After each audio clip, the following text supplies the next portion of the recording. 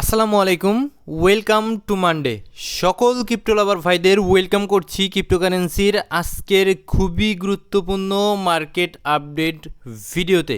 আর যারা রেগুলার আমাদের crypto related কন্টেন্টগুলো দেখে থাকেন তারা অবশ্যই সকলে আপনাদের বাসায় আমাকে দাওয়াত দিয়ে নয় বরং ভিডিওতে একটা লাইক দিয়ে আমাদের মোটিভেট করার চেষ্টা করবেন। আর লাইক দিবেনই না কেন?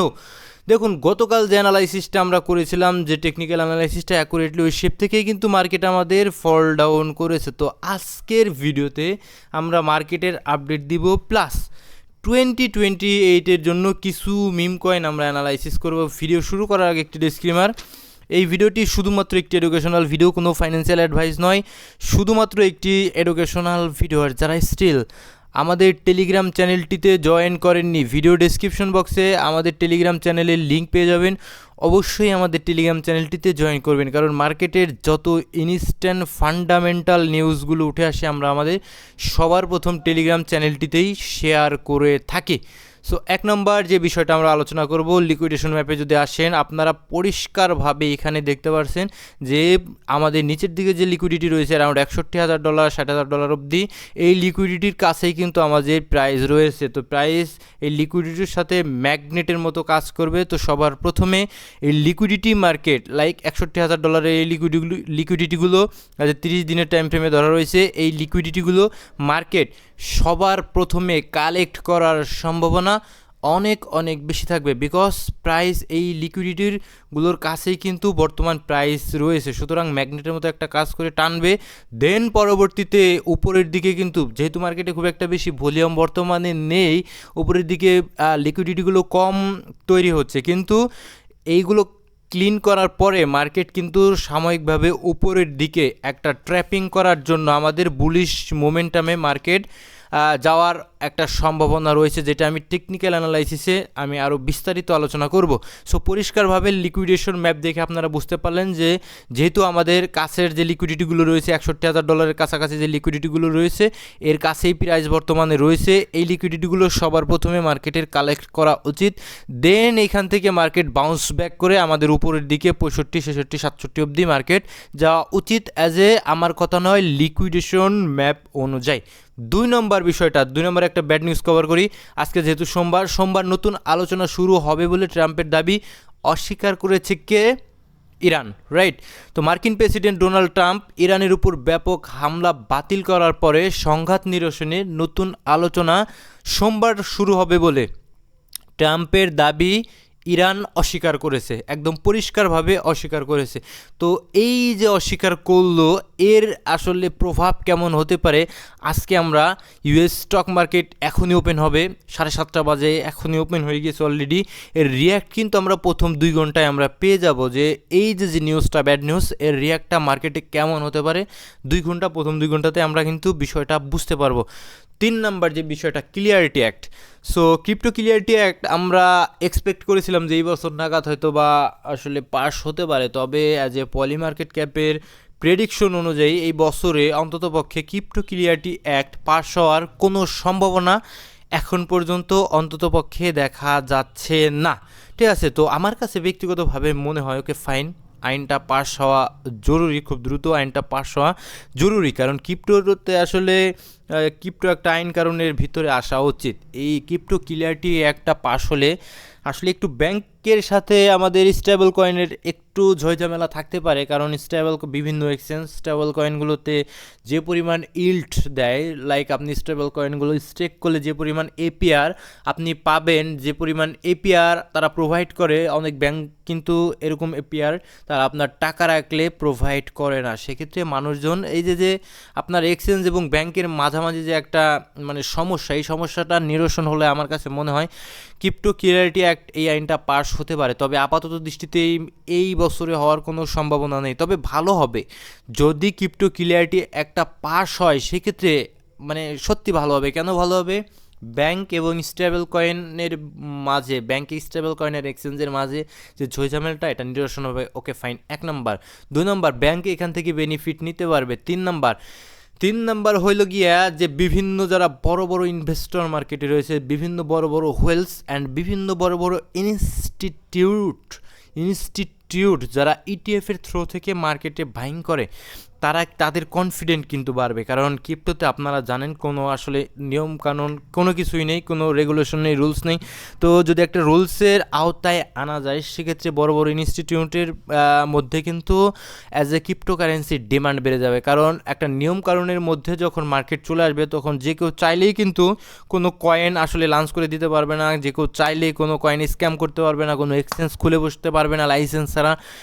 কেউ আসলে এক্সচেঞ্জ লাইক বিটমার্ট, লাইক ওই বিটম্যাক্স যে মানে কলাপস হলো বলতে পারেন, কয়েকদিন চলে গেল, ঠিক আছে, এরকম এর আগে এফটিএক্স চলে গেল, এরকম হওয়ার সম্ভাবনা যদি আমাদের ক্রিপ্টো ক্লিয়ারিটি একটা পাস হয় সেক্ষেত্রে অনেক কম থাকবে, ঠিক আছে। তো এই আইনটা পাস হওয়া আমাদের জন্য অত্যন্ত জরুরি। এবছর পাস হচ্ছে না, আগামী বছর যদি পাস হয় সেটা মার্কেটের জন্য মোটামুটি ভালো হবে, ঠিক আছে। তো 4 নম্বর বিষয়টা, মাইকেল সেলার সম্ভবত আজকে বিটিসি অ্যারাউন্ড 100 মিলিয়নের উপরে সেল করেছে। কে যেন বলেছিল তো সেল করবে না, ঘোড়ায় ঘাস খাবে, অবশ্যই ঘাস খাবে ঘোড়ায় যখন বিপদে পড়বে, ঠিক আছে। তো মাইকেল সেলার কিন্তু অলমোস্ট বিটিসি সেল করা স্টার্ট করেছে, যার প্রভাব খুব একটা বেশি বড় সড়ো আমরা মার্কেটে দেখতে পারিনি, কারণ এটা আমি একদম ক্লিয়ার বলে দিয়েছিলাম যে স্ট্র্যাটেজি $5 বিলিয়ন বিটিসি বিক্রির অনুমোদন সেটা কিন্তু অনেক আগেই নিয়েছে, এটা সাম্প্রতিক কোনো খবর নয়।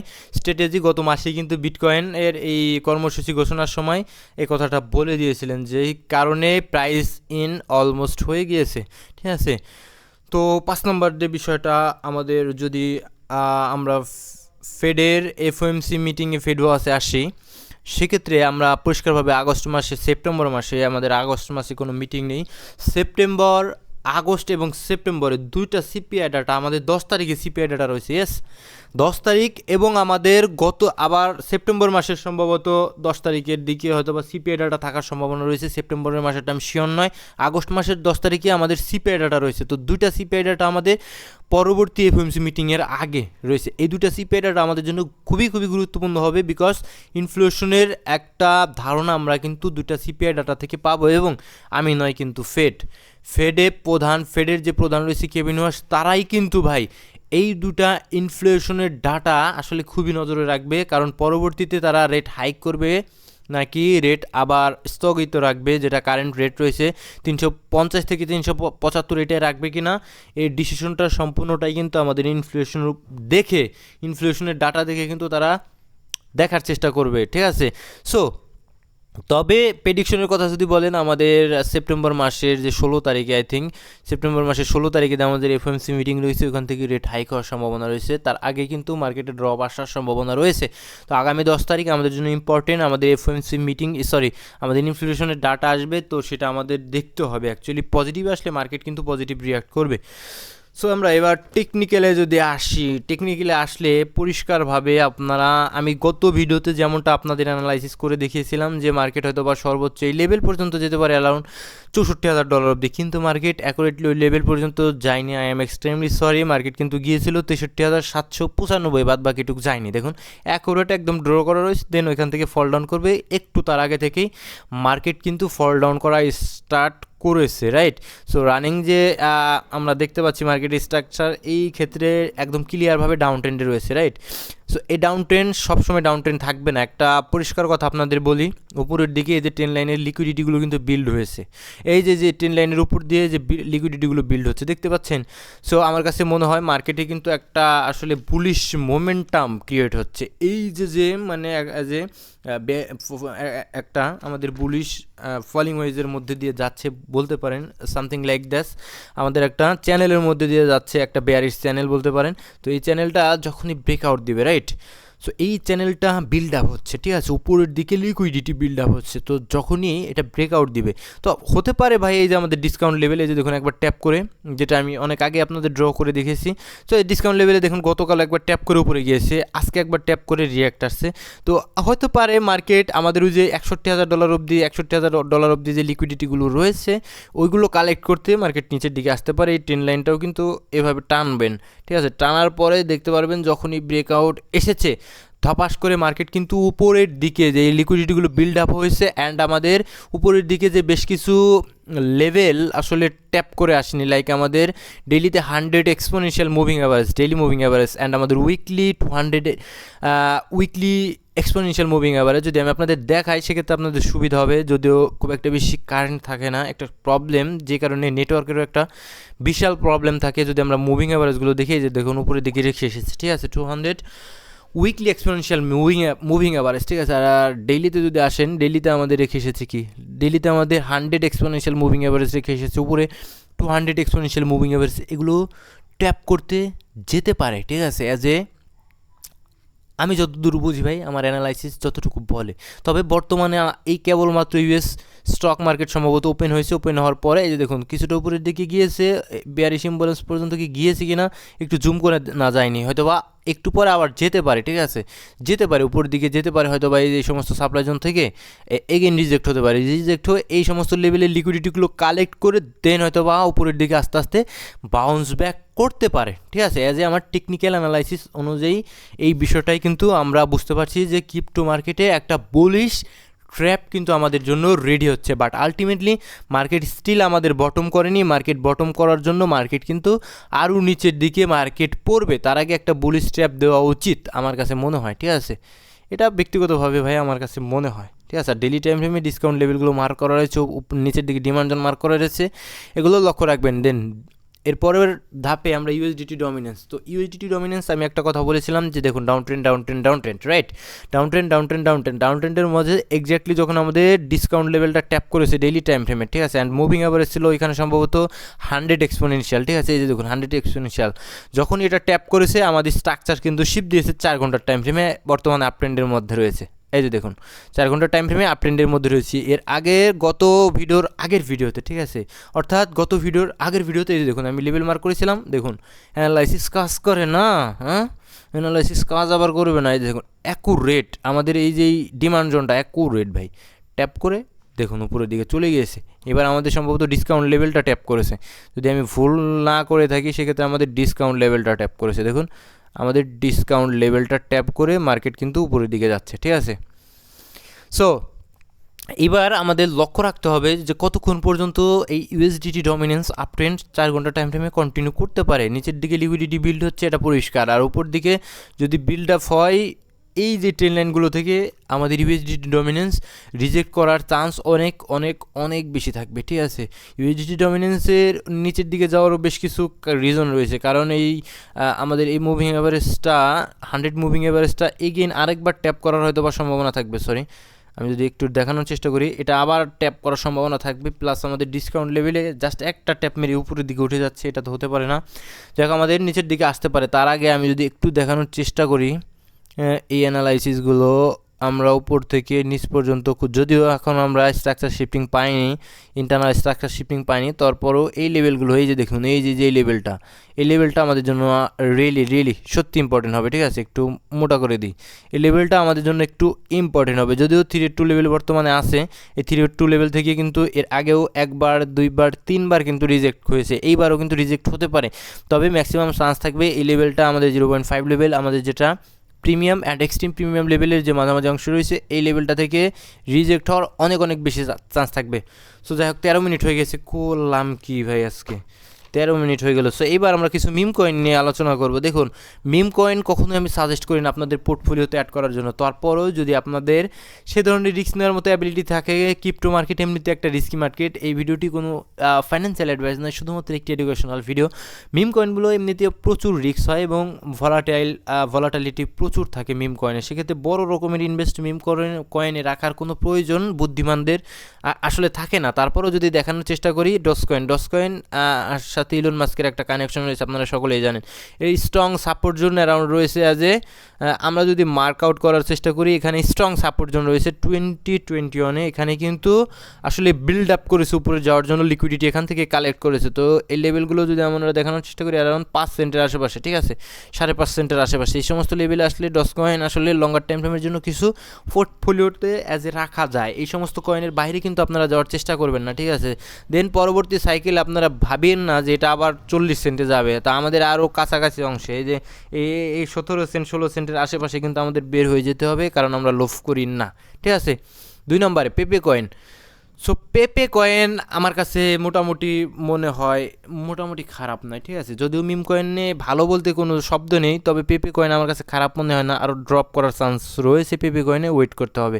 ঠিক আছে, ডস কয়েন পেপে কয়েন এই দুইটা, আর নেক্সট আর দুইটা কয়েন আমার মিম কয়েন এই দুইটাই ভালো লাগে। এর বাইরে কোনো মিম কয়েন আমি আসলে পছন্দই করি না। একটা থাকবে হলো পার্টি পেঙ্গুইন। ঠিক আছে, এই পার্টি পেঙ্গুইন আমাদের লেভেলে আছে বর্তমানে। ঠিক আছে, পার্টি পেঙ্গুইনের চার্ট যদি আমি দেখি, পার্টি পেঙ্গুইন যদি এক্স্যাক্ট ডিপ অ্যানালাইসিস আপনাদের মধ্যে আমি শেয়ার করার চেষ্টা করি, এই যে একটা মাঝে যে সবুজ ক্যান্ডেল দেখতে পাচ্ছেন, প্রিভিয়াস সমস্ত লিকুইডিটি কিন্তু এই সবুজ ক্যান্ডেলটা কালেক্ট করেছে। যদি আমরা এই ক্যান্ডেলটা মার্ক আউট করি, এটা একটা ডিমান্ড জোন হিসেবে আমরা কনসিডার করতে পারি। এস অন্য বলেন, বলে না? ঠিক আছে, এই পার্টি পেঙ্গুইনের এই লেভেলটা আমাদের জন্য খুবই জরুরি। ঠিক আছে, এই লেভেলটা যখন ভাঙবে পার্টি পেঙ্গুইনের আমাদের সকলের লস হলেও বের হয়ে যেতে হবে। 2 নম্বর বিষয়, নিচের দিকে আরেকটা যদিও গুরুত্বপূর্ণ লেভেল রয়েছে, এই সমস্ত লেভেল, এই যে লেভেল, এই লেভেল টোটাল কয়টা লেভেল আমি দেখালাম? পার্টি পেঙ্গুইনের 2টা লেভেল, একটা লেভেল কারেন্ট জোন। ঠিক আছে, যেহেতু মিম কয়েন খুবই সামান্য পরিমাণ পোর্টফোলিওতে অ্যাড করা যায়, পার্টি পেঙ্গুইন খুবই ভালো লাগে আমার কাছে। আর এই যে আরেকটা লেভেল, এখানে কিছু অ্যাড করা যায় আর নিচে ডিসিএ, বাস পার্টি পেঙ্গুইনের কিচ্ছা খতম। দেন যখন আবার এই পার্টি পেঙ্গুইন মুভ দেওয়া শুরু করবে, এইরকম একটা মুভ দিলেই আমরা হয়তো বা পার্টি পেঙ্গুইন থেকে বের হয়ে যাওয়ার সম্ভাবনা থাকবে। 3 নম্বর পাম ডট ফান। এই 4টা কয়েনই আমার কাছে মোটামুটি মিম কয়েনের মধ্যে মনে হয়, এর বাইরে আমি কোনো কিছুই সাজেস্ট করি না। এই যে দেখুন, মান্থলি লিকুইডিটি কালেক্ট করছে। ঠিক আছে, ভিতরে ক্লোজ দিলে আর 28 দিন, এর ভিতরে যদি ক্লোজ দেয়, নেক্সট ড্রন লিকুইডিটি আমাদের থাকবে এই ক্যান্ডেলের নিচে অ্যারাউন্ড। তখন আপনারা এখান থেকে যদি আমি মার্ক করার চেষ্টা করি, এখনই রাখার, এটা এখন তো জোনে নেই। ঠিক আছে, এই পার্টি পেঙ্গুইনের মতো জোনে কিন্তু এটা নেই ভাই। উইকলি টাইম ফ্রেমে খুব বেশি ভালো মনে হচ্ছে না। যে ও মান্থলি ক্যান্ডেল হাইয়ের যে লিকুইডিটিগুলো কালেক্ট করেছে, নিচে যখন আসবে অ্যারাউন্ড আরও এখান থেকে 40% ড্রপ করলে দেন পাম.ফানে আমরা ভাবতে পারবো, আপাতত অনেক সুযোগ পাবো, কোনো সন্দেহ নেই। ঠিক আছে, তো তাড়াহুড়া করার কোনো কারণ নেই। আর মিম কয়েন তো ভাই মিম কয়েনে আসলে ভরসা রাখারও কোনো কারণ আমি আপাতত মনে করছি না। আর এই ভিডিওটি শুধুমাত্র একটি এডুকেশনাল ভিডিও, কোনো ফাইন্যান্সিয়াল অ্যাডভাইস নয়। সকলে ভালো থাকবেন, সুস্থ থাকবেন, দেখা হচ্ছে পরবর্তী কোনো ভিডিওতে। আসসালামু আলাইকুম রহমতুল্লাহি ওয়া বারাকাতুহু।